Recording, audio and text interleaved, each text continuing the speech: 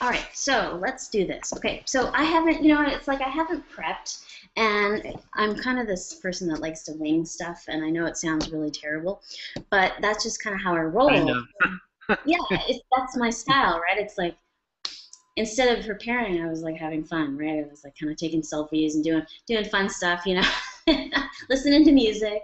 But you know, I've been through the ringer like you have. You know, it's like I've been in the corporate world, I've been in all this jazz. You know, it's like don't sweat the small stuff because it's all small stuff, right? I mean, that's really the bottom line. So I love your story. I love, you know, it's so interesting to watch someone like you who came from nothingness to something. And I listened to the 7 Habits of Highly Effective People recently on an audio. And one of the things that stood out really clearly for me was the fact that we have independence, which I was living and you were living, I'm sure, for a very long time. And then there's interdependence, and then there's codependence. So a lot of the great people that have accomplished a lot of things in life are the ones that are interdependent. And I've actually just learned this myself the past couple of years because I was always the independent one. But I think, you know, like you, I'm sure you've relied on other people to kind of fill in the blanks that you're not good at. And I think that's the key in life. It's that, you know, we're not good at everything.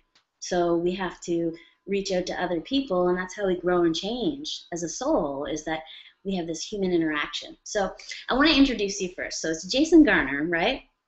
Yeah, And you went from being a Fortune 500 exec, and it was what, the top 20 highest paid under 40? That is like, that's right. do you have that frame somewhere? Do you have that like on the No, wall somewhere? Because that's cool. It's no, pretty cool.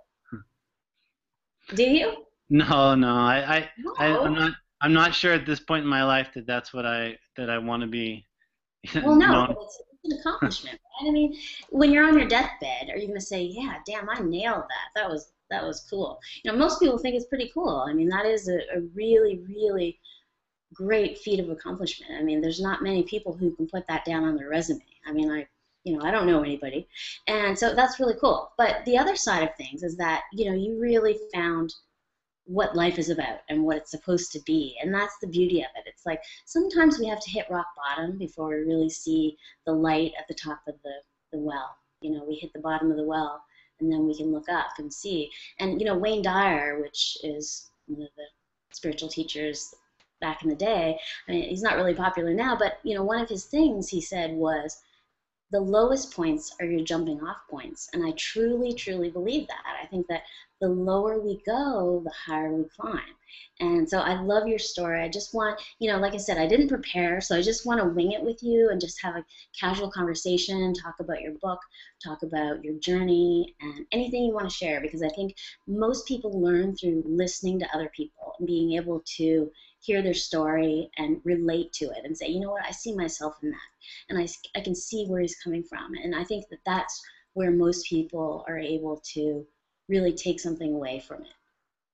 Yeah, So I'm going to give I you think the floor. you were talking about kind of on my deathbed, what will I look back and appreciate? And the genesis of my story doesn't begin at my deathbed, but at the deathbed of my mother. And here I was, as you said, an accomplished executive in a big company, and I'm holding my mom's head as she's taking her last breaths, as she died at a very young age from stomach cancer. And so, you know, I think my perspective is really born from that moment of, as you said, interconnectedness with my mom, and sitting there and really having some questions about what did my life mean, and does it matter that I made a lot of money or that I was on some list? And the truth was, as I was sitting there, the answers that were occurring to me were no.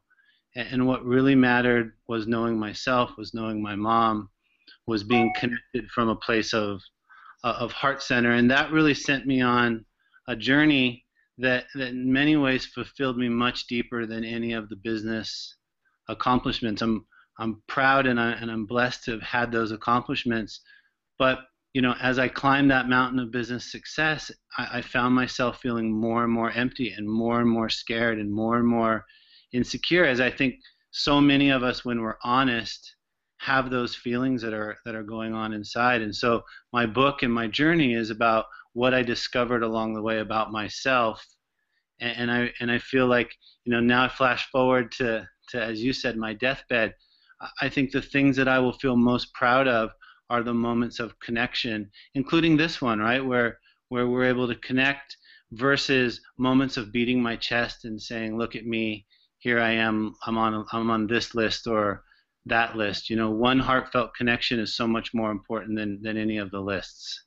You got it. You got it. It's so interesting. I think that the reason why we're all here is because we're meant to interact with other people. That is the essence of the whole thing. If we were to spend our life in a cave, what would we do? We wouldn't grow or change. If you think about someone who's in prison for a life sentence, they come out and they're somewhat the same. And so I think that the harder the journey, the more we learn, and the more we incorporate, and the more lessons that we're able to bring from those experiences. So I think it really has a lot to do with the people that we interact with. And, I always say I like to surround myself with positive people, places, and things, because life's too short to be in the negative, to be negative Nelly. So let's have fun. Life is for living. And I've been in the corporate world and I hated it. And, I probably would have been a big success because I was really good at it. And, I had a lot of skill in that area, but I just wasn't happy. And like you, it's like it didn't matter if I made $1 zillion. I just wasn't happy. So I would rather live as a bum on the beach doing what I love rather than the money. And I think that so And many I think the real opportunity that we have is that, the large percentage of the people in the world find themselves in these work environments, right? And so my message is never that we have to leave our jobs, and my message is never that everyone has to follow the path that I found. In fact, I was blessed to be able to study with these great teachers, and really what I find myself sharing more and more is ways that we can balance both that business warrior and then the spiritual monk, right? It's that in that balance is where I think we find our opportunity to fully engage in life while also fully embracing our spirituality and the sides of us that actually fulfill us. And so when I look back on my time in corporate America, I look back at it like I look at all of the times I spent with any teacher. It was a brilliant teaching moment in my life, a brilliant learning moment for me, with the corporate requirements being the teacher. And so to now take that and marry it to some of my experiences with Guru Singh or with Montauk Chia or with Ron Teagarden or any of these great teachers, Sharon Salzberg, that I've had the opportunity to study with, it's how now do we put that together so that we can actually share things with people that are meaningful in their life. Because as you said, most people aren't going away to live in a cave. Yeah. Lots of people are single moms and single dads. Lots of people are executives or workers in a company. And what we're all looking for deep down is a sense of fulfillment and a sense of love. And what I learned on my journey was that that sense of love started by getting to know myself and started by loving myself. And one of the things that I wasn't successful at while I was in corporate America was being able to be in that environment while taking care of myself. Yes. And I think the real lesson where I'm able to go back in time, the thing that I would want to teach myself is how to care for myself, care for my own health as much as I was caring for the health of the business. Because Yes. we're going to find ourselves in these busy environments, and then it's just how do I show up in that busy environment, caring for myself, connecting with others, while doing the things that we have to do to be responsible in a modern society. Sorry about that. I guess I should have. I'll edit this out for sure. I just hold on. Sorry about that. All right, yeah, because we had a little issue with the technicalities of this show before it came on. So we were on the phone with a few people. So Jason, you know what I love? I don't know what it is, and like I said, I didn't do any research. So I love your story so far because I can relate. And bottom line is I can totally relate to what you're saying completely and utterly. But the fact that your book, and I really, goodness sake, I really didn't do a lot of research, like I said, for the interview, but I really love the title, because for me it's like, and I breathe. It's, for me, I can remember going through a lot of my life not breathing. There are so many people who hold their breath. And I actually have a psychologist friend who said that a lot of people will go about their day and really be holding their breath a lot of the time. They're not taking deep breaths. They're kind of, doing what they're doing and they're holding their breath, or they're not, taking those conscious deep breaths all the time. And it's so true, because I was the breath holder. I was the one that didn't take that breath, right? So it just struck me, and I almost felt like, you know what, I don't want to research it. I don't want to look into it, because if I look into it, I think that the beauty of what you're going to tell me is going to be gone. So I think I need to hear it from you. So what is the book?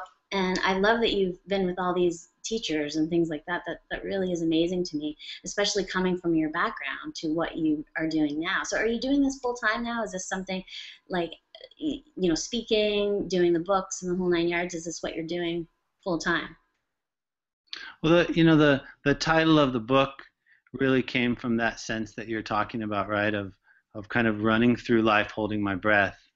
And there was this moment after my mom passed, where I learned to breathe, where I finally let go, and not only did I breathe, but I cried, and I let out years of anxiety and years of self-doubt and years of fear, because behind our inability to breathe is always fear, because breathing is a sense of surrender, right? It's an action that when we breathe, we're actually saying to our entire body, I'm safe. Because Yes. when we're not safe, everything speeds up. We have to make quick decisions. We have to run. We have to fight.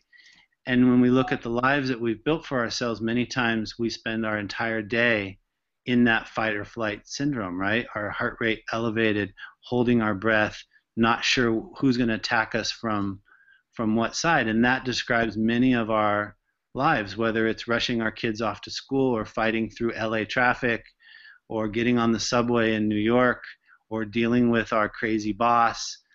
All of these things cause our system to be in this constant state of agitation. And so what I wanted to convey with the title was, that in many ways I had found this ability to breathe after so many years, and the book is a series of stories about that learning to breathe, right? And not preaching. I didn't want to write a self-help book, because I just think there's too many of those, and the term self-help conveys to all of us that we're broken, and I don't believe that we are.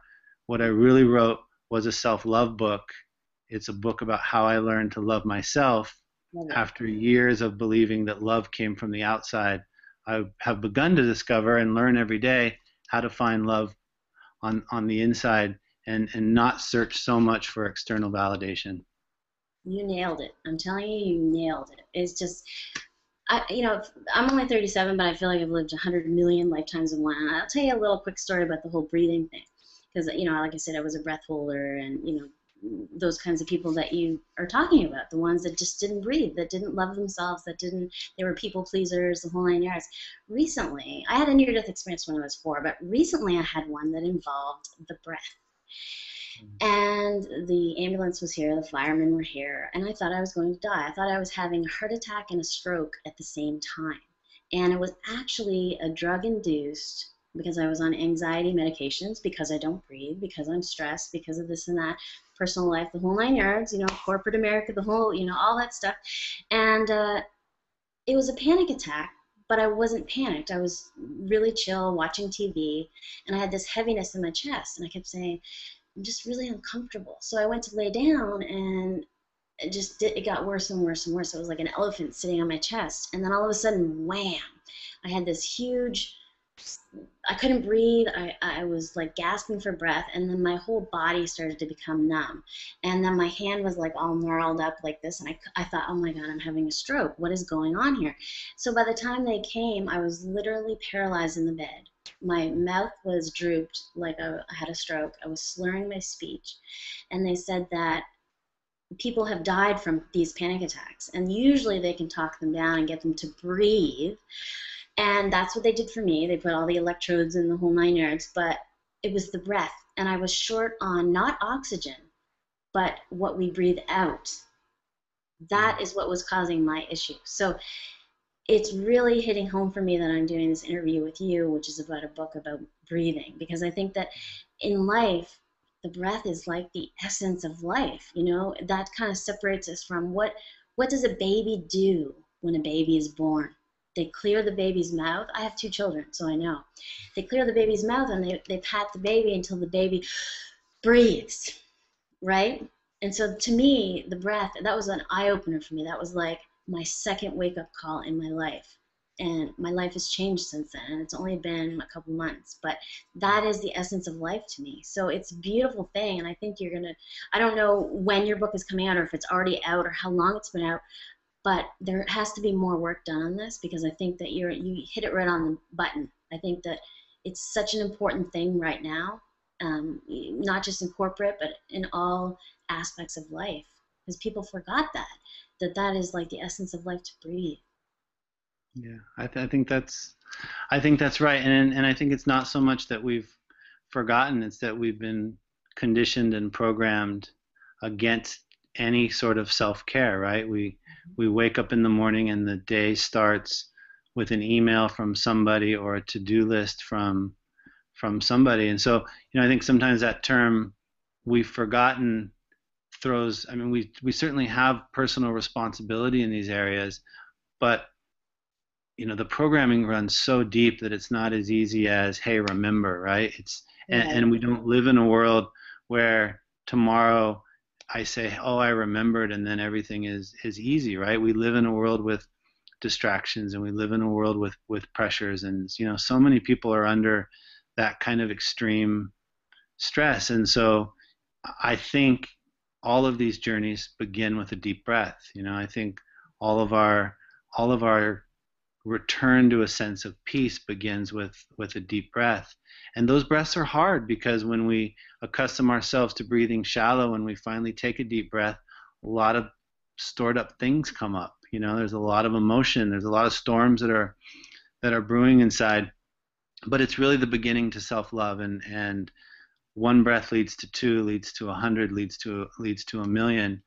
And I think that for me has been one of the real keys, is that sense that my feelings matter too, and I deserve to have time and space to breathe. And when we breathe, we start to infuse space into our busy days. We start to infuse a sense of just a pause and a still in the midst of all of the chaos. And I think you're right. I mean, we're all living panic attacks, right? I mean, whether it manifests itself as exactly a panic attack, I think there's very few people who are operating in today's world who can't really empathize with the sense of panic.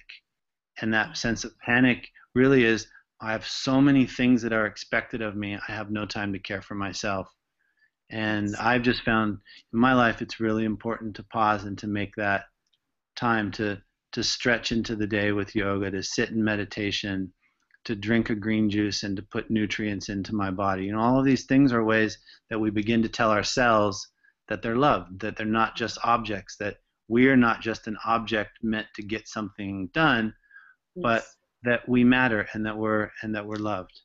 Yes. And I think, like you said, the act of taking that deep breath is almost like, for some people, a rejection of that self-love. Because when I'm thinking about taking this deep breath, it's almost like I have to be very conscious of it, and therefore I have to be giving this to myself. And so I think that you're right about saying this is the first step to self-love, because it really is. And I think so many people that I know, just not me, but many people, that just shallow breathe. And it is an act of self-love to actually consciously take that deep breath and say, I deserve to take in life. I deserve to take in that deep breath. And, when I was younger, I thought my body was my temple, and I took really good care of it. As I progressed into the stress and all the things you're talking about that really take away from self-love, I think that I let that slip a little bit, and I haven't been as health conscious, and I haven't been as, focused on the breath or any of those things, and I should be again. And I think that whole panic attack thing, because I'm such a practical person, it's like, I always say it's like practical spirituality, and what you're talking about is really that. It's like we have to live in real life, we have to pay bills, we have to go to work, we have kids to take to school.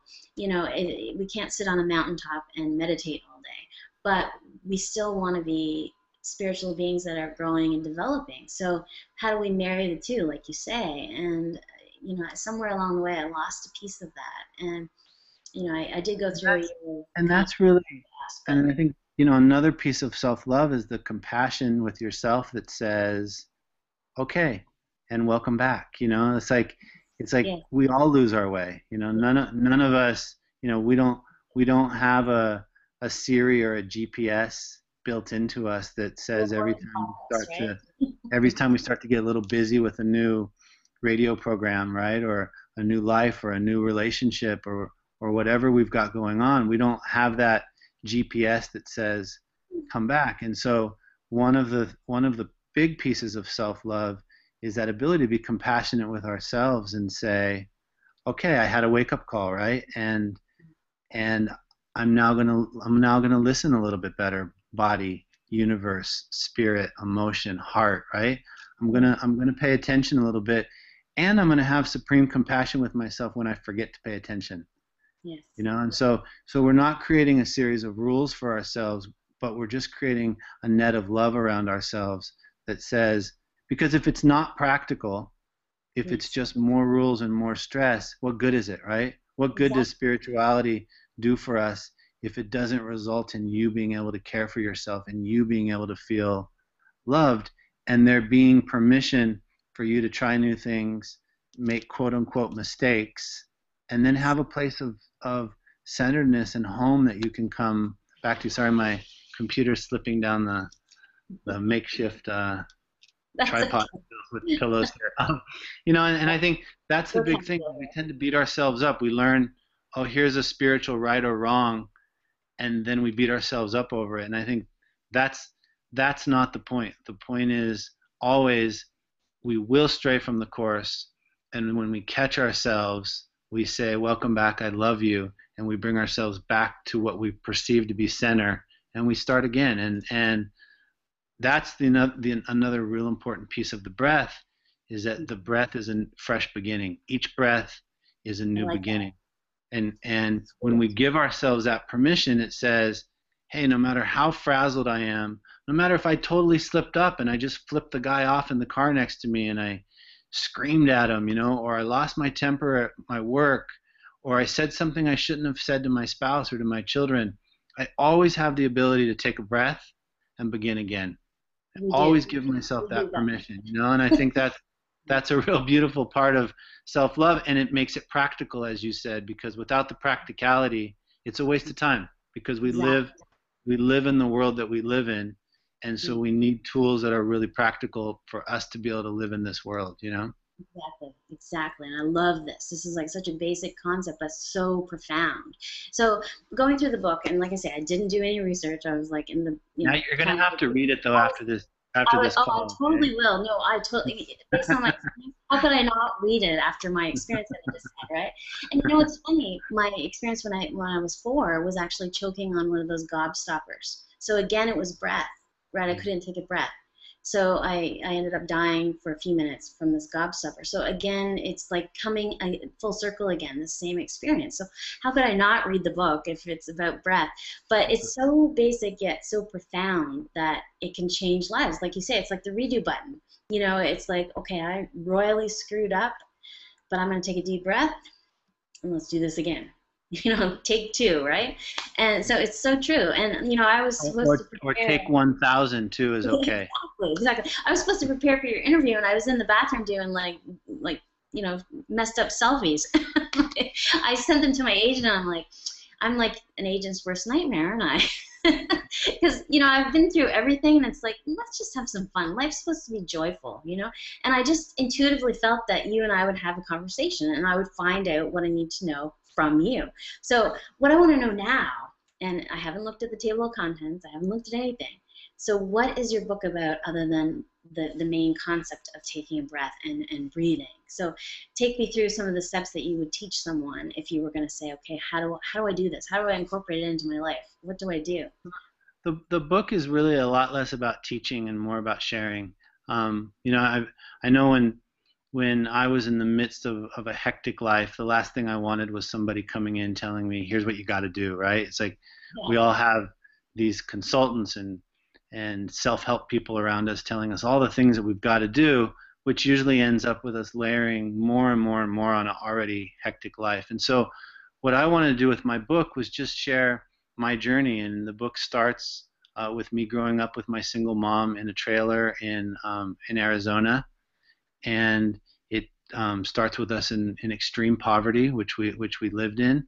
My Right. mom, often worked 3 jobs to raise my sister and I, and then just kind of my entrepreneurial adventures that led me to become CEO of Global Music at Live Nation. So, selling gum on the schoolyard, That's working at a great. flea market, all of these little adventures that I had and lessons that I was learning along the way about rewriting my story, about giving myself permission to experience abundance in the form of money, but also kind of the fears and pressures that were slowly building up as more and more I was reinforcing that story of I'm only loved when I do good, I'm only loved if I'm successful, and how the That's higher and higher I rose in business, there's no end to this, right? And so we look at we look at the guy on the list, whatever successful list we want, and we think, well, that guy or that woman, they've made it, they have it. yeah. But really, we're all experiencing the same Yes. inner doubts and the same inner insecurities. We all have that child inside us that's looking to be loved, and we express it each in our own way. And so for me, and in the book I talk about this in great detail. For me, that came to a head, as I said, when my mom died, and I was really forced to take a look at my life and say, besides making money, what am I building with this? Yeah. And in front of me, I had an example in my mom of life is fragile and life is precious and life can end in a nanosecond. And I really said I want to do something different. And so I left my job and I set out on a course of study with experts in health and emotions and spirituality and how the brain works. And I started to kind of put that all together with what I'd learned in business. And I started to kind of create this philosophy around real life spirituality and breathing and finding joy in life in a way that doesn't require us to check out and run to the mountains. I did that. I actually went to the mountains and studied in China with the Shaolin monks, but I don't think that that's what we have to do. No. I think No. we just have this invitation every day with every breath to to just change our focus a little bit and to add in our own well-being and our own health with the health of the business and the health of the people around us. Um, and we start to and through that we start to experience love, and we start to experience the sensation of caring for ourselves. And there's nothing radical in it. I mean, my daily practice consists of yoga and meditation and drinking a lot of green juice and caring for myself. And there's nothing radical in that, right? I mean, like a lot of people do it, but what is radical or what are radical are the results. Because Yes. when we reestablish that relationship with ourselves, Mm-hmm. it's kind of like if if I work for you and I stop calling you and then you start emailing me and I don't reply to emails and I stop doing my job, our relationship would get really, really stressed. Yes. And that's the relationship that most of us have with our mind, body, and spirit. Yes. But Yeah. if in the midst of that high tension, I pick up the phone and I call you and I say, hey, I'm really sorry. I've been going through a hard time. Could we get together? Because I'd really like to apologize to you. In that instant, our relationship gets immediately better. The pressure dissipates, and we'd have what we would call like a spontaneous healing of our relationship. And the same thing is true when we mend our relationship with ourselves, and we get back in touch with our feelings, we have a spontaneous healing of ourselves. And it's why these little acts of self-love carry such tremendous weight, because after 30, 40, 50 years of not caring for ourselves, when we breathe, when we meditate, when we take a slow moment and quiet down and we get in touch with our hearts, our body and our mind and our spirit say, ah, I'm listened to, ah, I'm cared for. And it really provides some profound changes in our life and allows us to start to experience that peace and fulfillment that I think all of us are seeking. And so my book is the story of my journey to there, that I hope is a friend, so that people don't have to do it by themselves the way I felt I was doing it when I was going through it. I love it. I just love it. I think it's, like I say, it's so basic but so profound. Are you speaking? Are you doing like events, that kind of thing? Are you No, traveling the countryside? no, Anything? I mean, it was a pretty if you're big chore not, to write a if you, book. and you're in LA, then I'm hooking up with Anna after this interview, and we're gonna hook you up, sister. Because I think, this is so profound, and this is one of the things that I wanted to do, was to get more people together that have been on one side of the spectrum to the other. And I think there's a lot to be said for that, and not to say that everybody has to do it like you say, but when someone has, they have a lot to take away and a lot to share with someone else, because then they get back to simplicity. It's almost like the pendulum swings drastically one way and drastically the other, and then all of a sudden the pendulum comes in the middle, and there you are. So it's like that's where you are, and I think your energy really speaks volumes to me. When I sense your energy, it's just very calm, very serene. And even when you were talking, I kind of did this breath that was almost like a sigh, like a release, that kind of energy. So it's like, okay, there's something with this guy. I've got to like Google him after the interview for sure. But I got to read the book, and for sure. And I think that is it self-pub? Who published it? I published it. You I, published it? I published it. I got tired of people telling me what it No. should be. Yeah. Yeah. Yeah. and No, and and I was blessed to have the financial means, that I said I want to put out the book the way I want to put it out, because I wanted it to be an authentic representation from my heart, and I felt if I was going to truly talk to people who were experiencing what I had experienced in life, that it was important for it to be my voice and to be yes. in the way that I felt comfortable sharing the story. So we self-published it, and we're actually having a lot of fun. It's Well, my I just daughter think it. my daughter puts it in boxes and stamps it with an "I love you," I love and it. my son takes them down to the post office, and it's a lot of fun. I love it. I love it. But I definitely think you should be teaching. I don't know if that's something that is up your alley or if it's something that you would want to do, but I would certainly love to help you with that or facilitate that in some way, or even on the network have you do like a webinar that is, it's paid. You can make some money off of it, that kind of thing. But this is something that has to be taught. This is my life. I didn't breathe, and look at all the experiences that I had. And you talk about your mom, and I totally get that, because my grandmother died of the, what is it, COPD, where she literally smothered to death. And then my ex-husband's father died of cancer, and I watched him literally go from a vivacious man to a skeleton that couldn't breathe in the bed and had no veins left. And I was growing a baby in my belly at the time, so it's like I was watching one life die and the other one grow, and it was all about the breath. Again, it's like the story of my life is you. And I think that your book, it's no coincidence that I'm interviewing you now, and it's no coincidence that I just had this experience just recently with last breath incident, because I think that this is a really so simplistic but so incredibly important. It's almost like you say, you're bringing your spirit, everything into alignment again. It's like we're almost like beside ourselves, literally, day to day. It's like we're at a body, and I think that's where my disconnect really finally happened, was that I stopped treating my body as a temple when the disconnect finally happened and I was over here. So the breath brings us all back into alignment, and you're so right about that. And it's so it's something that you could totally teach as a class or something like an add-on to yoga. This could be something you could trademark. I'm like, my business mind is going like a mile a minute, right? My corporate America. I'm actually Canadian, but corporate Canadian, I guess. But definitely, this is like this is liquid gold right now, and I think that it's such a crisis mode, especially in the U.S., that it's just like so simple, it's silly, but yet it's like I never thought of that. You know? So I think you have such potential with this book and this technique, and I don't even want to call it a technique. I mean, it's just breathing, but it's just I don't know. I'm excited about it. I'm really excited. I'm excited, and it's not even my book.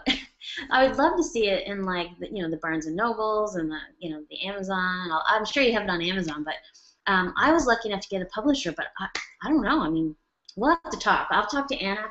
This is like cool, cool, cool. I love it. I love it. It's just I'm so excited about it, and the fact that you're in LA too, and I'm in West Hollywood.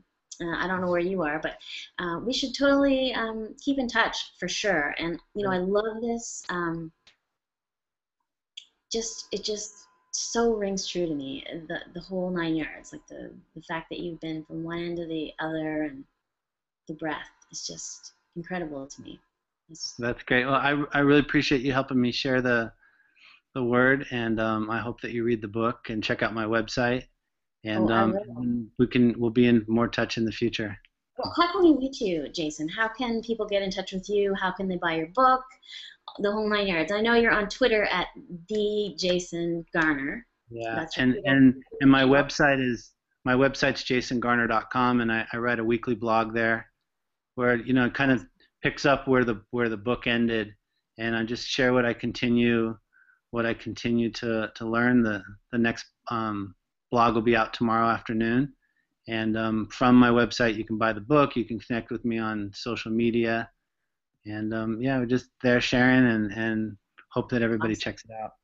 I'm going to share your blog. I'm going to share it on my social media. I'm going to share it on Authentic You Media, and actually even thinking about buying a book to give away because I think it's so incredible. It's something that needs to be out there. So I think I'm going to get an extra book for that giveaway, but also just get the word out. Anna will send you one if you just tell her. She'll send you one. I know Anna will, but we got to spread the wealth, right?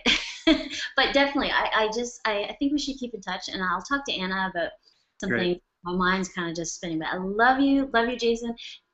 Love it. I mean, it's no coincidence we connected. No coincidence. So, doing great things, and it's just your energy is really great. I don't know how to put it into words. It's like for me, I'm really authentic and truthful. So when I say I don't know how to put it into words, I really don't.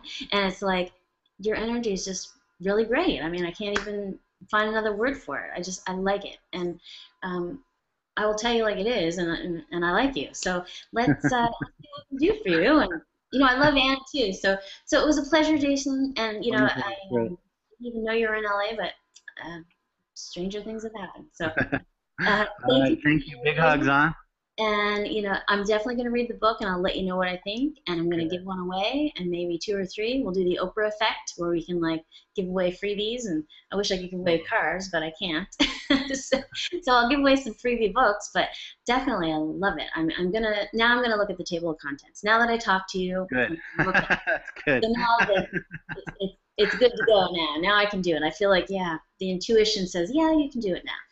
All right, Jason. Thank you. That was really nice. Big hugs. Okay, bye-bye. Keep in touch. Thank you so much. Thank you. Bye-bye.